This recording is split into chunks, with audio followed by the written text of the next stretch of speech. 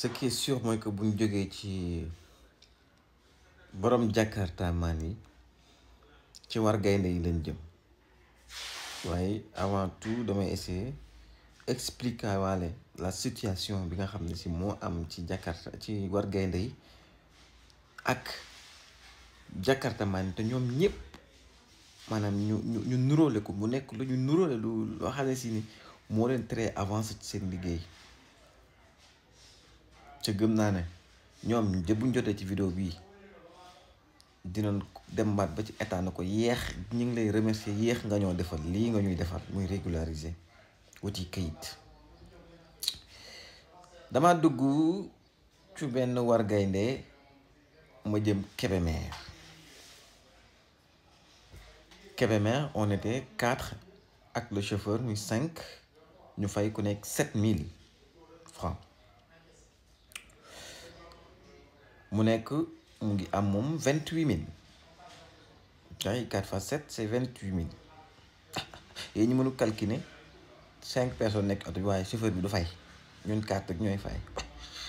client yi walla jib avant muy départ le chauffeur il a laissé 2000 francs ci ñooñu noonu taxaw ci garage bi naan coxeur la xaw ma lan ak lan ñoom ñooy fayeeku xaalis bi ñoom nga koy bàyyi 2000 francs mu dese ko 25000 avant même de génn péage bi le gars il est dal sur les policiers yaay nekk ci péage bi ñu arrêté ko xaw ma police la xaw ma gendarmerie ñañ baal ma bu moo leen di wax ñooñu parce que comprendre ma tenue yi mu dem samp fa 1000 francs donc 3000 deegum mu dem bañ wàcc péage bi au niveau de Thiès ñu génn Thiès dem ba def tegg bi noonu police yi nekk foofu arrêté ko mooy tegg bi foo teggee fi ngay jeexee teggu Thiès bi ba yéeg route Kébémer Louga boobu noonu axe boobu ñu arrêté ko encore une deuxième fois et lui quand on l'arrête policier bi du ñëw ko xam na ne war gaynde la day wàccaale 1000 francs dem samp ko ñëw taal otom dem 4000 dee mu dem ba Tivaouane je pense que ñooñu la ñuy wax naan ñoom duñ laal 1000 francs foofu 2000 la fa samp 6000 francs dee mu dem Ngaay am na ci côté boobu noonu foofu raay bi tasanteeg tali bi noonu am na policier yuy samp foofu noonu mu taxaw fa samp 1000 francs 7000 francs dee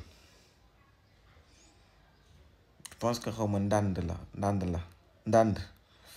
am na gars yi nekk foofu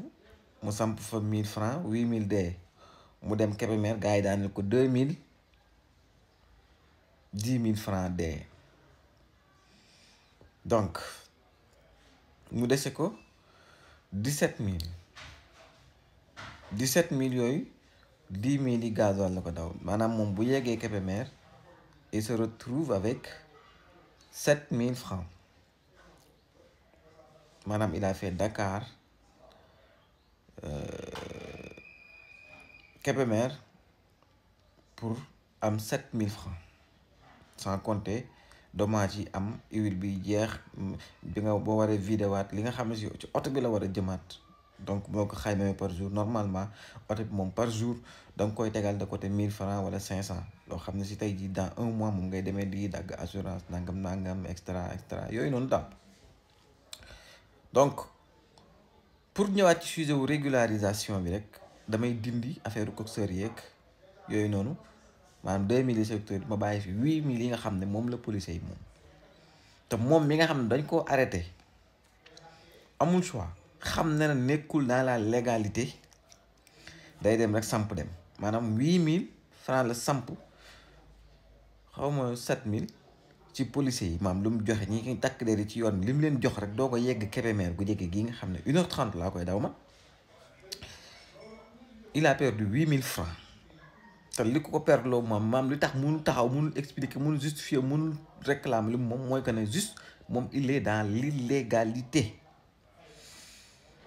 donc ci koo xam da nga war di daw tous les jours. Imaginez, on va réduire le truc à 5000 francs bu fekkoon 5000 lay ñàkk tous les jours buy dem ndax dana def sax aller retour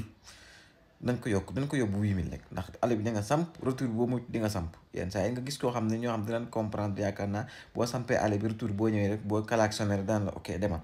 loolu yëpp seeni code la ñoom ñoo ko xamante si en takk derrière ñiy daw war gaynde donc bu fekkee na fanweeri fan yi maanaam 30 jours yi 4 jours rek nga ciy noppalu mu waroon nekk buñ ko defee 5000 francs donc looy ñàkk ci police yi muy nekk 150 000 par exemple moins 20 000 ça va donner 130 000 maanaam 130 000 yoo xam ne si ok yor oto war ngay dem di daw tous les jours sauf un seul jour ñu ngi koy yàq ci samp. est-ce que fii daa am ci oto wala ci transport benn oto boo xam ne li ngay warloog état mat na 130 000 gëw ma ne am na maanaam boo nekkoon en règle li la état di laaj bu weer bi deewee est-ce que mat na 130 000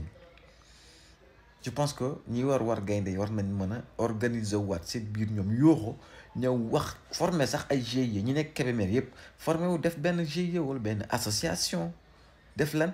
pour def comme je pense am na Saint-Louis ñoo xam noonu lañ def kenn policiers yi duñ leen arrêté ndax xam na dañoo nekk en règle chaque mois dañuy dem fay ay taxes am def organiser wu être sûr am ay numéro am traçabilité am ku xam nga nekk loo xam ne groupe la bu formé wu yor seeni oto di ci daw normal dem transport ak ñëw am seen licence transport loolu c'est bien possible. même chose de pour Jakarta man da ngay gis koo xam ne si chaque jour tous les jours li ngay bàyyi ci policiers yi au bout de 10 jours seulement li ngay bàyyi ci policiers yi li ngay dàqanteeg yow nga bàyyi ko ci ñoom nga leen koy jox ci compal ay 1000 francs ki 2000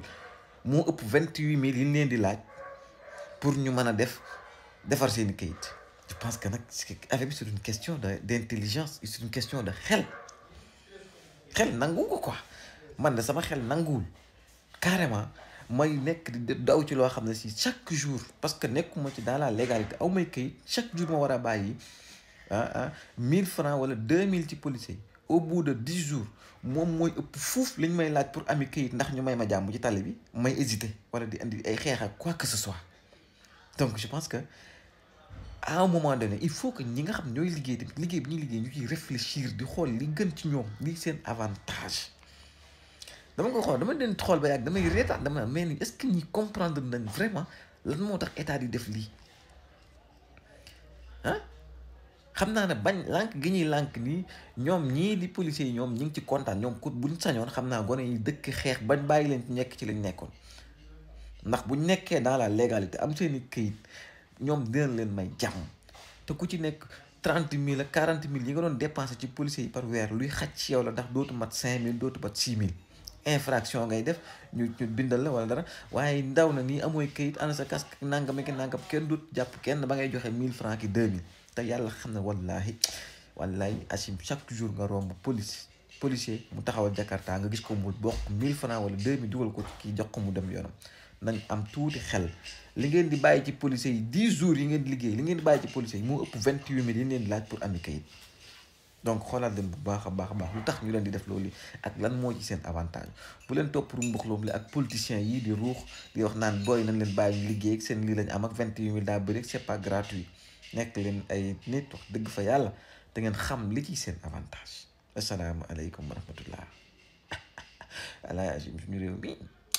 ñu doon xalaat dañ baax de